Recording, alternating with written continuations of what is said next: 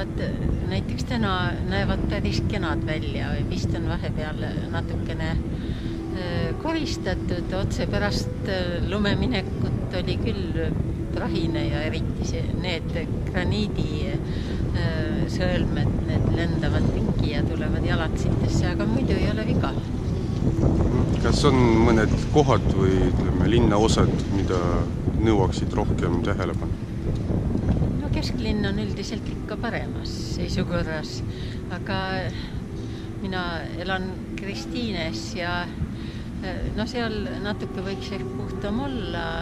eriti need majade vahelised teed ja maja esised, need minu meelest ei kuulu kellelegi ja seal on mõnikord natuke raske liikuda, eriti talvisel ajal ja kui on libe ja sõidukeid on niikuinii igal pool väga palju pargitud, siis võiks küll olla natuke rohkem hooldatud.